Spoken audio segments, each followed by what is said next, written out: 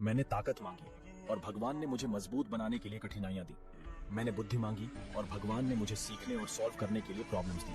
मैंने साहस मांगा और भगवान ने मुझे खतरनाक चीजों से उबरने की शक्ति दी। मैंने प्यार मांगा और भगवान ने मुझे मदद करने के लिए लोग दिए।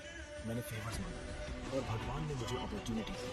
मुझे वह कुछ भी नहीं मिला जो मैं चाहता था, लेकिन मुझे वह सब कुछ मिला जो मुझे चाहिए था। अच्छे कर्म।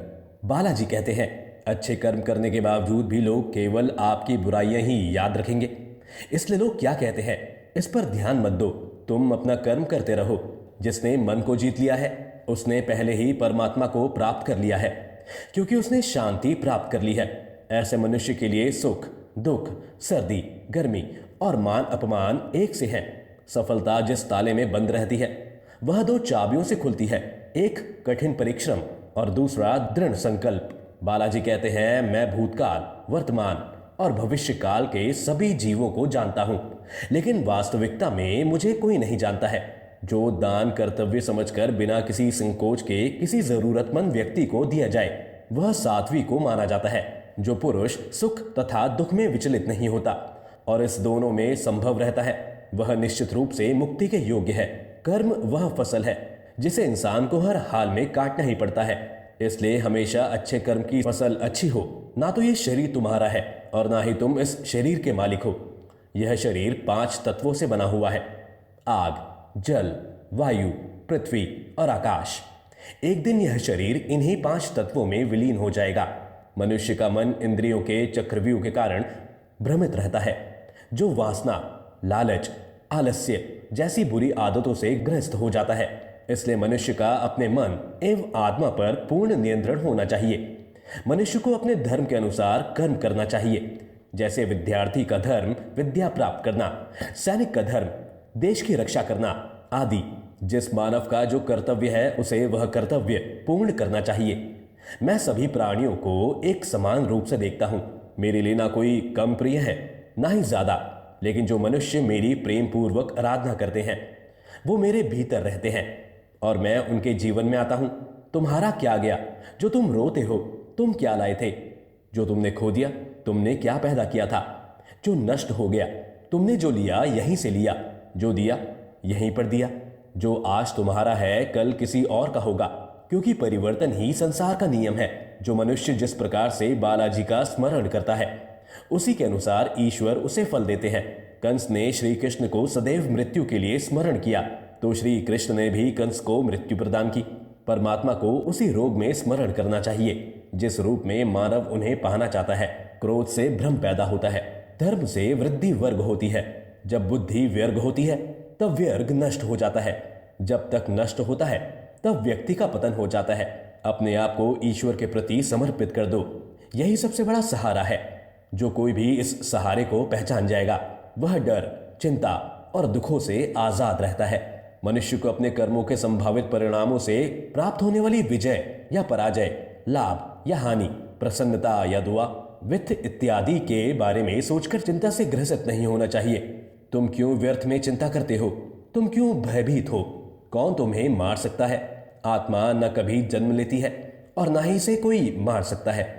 यही जीवन का अंतिम सत्य है। जिसने मन को जीत लिया है उसने पहले ही परमात्मा को प्राप्त कर लिया है, क्योंकि उसने शांति प्राप्त कर ली है। ऐसे मनुष्य के लिए सुख दुख, सर्दी गर्मी और मानव मान एक से है।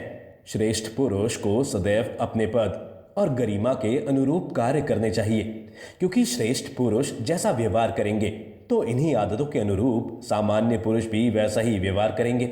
जन्म लेने वालों के लिए मृत्यु उतनी ही निश्चित है जितना कि मृत्यु होने वालों के लिए जन्म लेना। इसलिए जो अपरिहार्य है उस पर शोक मत करो। वह जो वास्तविकता में मेरे उत्कृष्ट जन्म और गतिविधियों को समझता है वह शरीर त्यागने के बाद पुनः जन्म नहीं लेता और मेरे धाम को प्राप्त हो जाता है। जो होने वाले हैं वह होकर ही रहता है और जो नहीं होने वाला कभी नहीं होता। ऐसा निश्चय जिनकी बुद्धि में होता है उन्हें चिंता कभी नहीं सताती है। अपनी परम भक्तों जो हमेशा मेरा स्मरण किया एकचित मन से मेरा पूजन करते हैं, मैं व्यक्तिगत रूप से उनके कल्याण का उत्तरदायित्व लेता हूं। जो कोई भी व्यक्ति जिसे किसी भी देवता की पूजा विश्वास के साथ करने की इच्छा रखता है मैं उस व्यक्ति का विश्वास उसी देवता में दृढ़ कर देता हूं।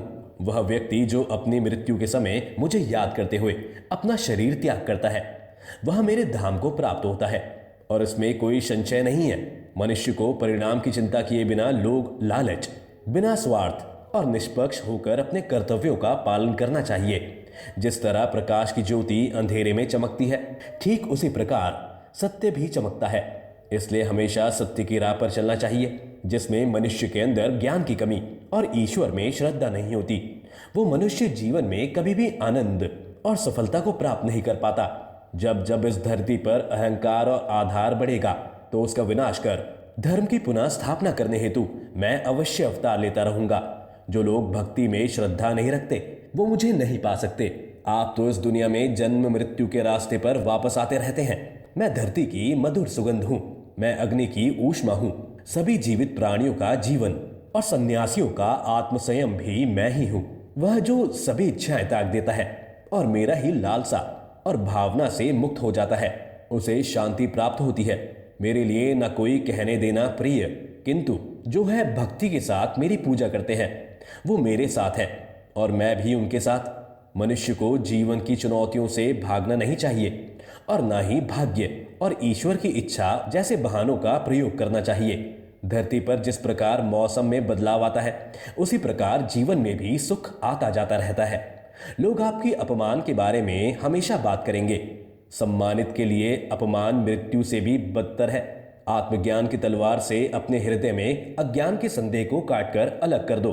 उठो, अनुशासित रहो, अपने अनिवार्य कार्य करो, क्योंकि वास्तव में कार्य करना निष्क्रियता से बेहतर है। सदैव संदेह करने वाले व्यक्ति के लिए प्रसन्नता न इस लूप में है, न ही कहीं और। फल की अभिलाषा छोड़कर गर्म रहने वाला पुरुष ही अपने जीवन को सफल बनाता है। जो हुआ वह अच्छा हुआ, जो हो रहा है वह भी अच्छा हो रहा है, जो होगा वो भी अच्छा होगा।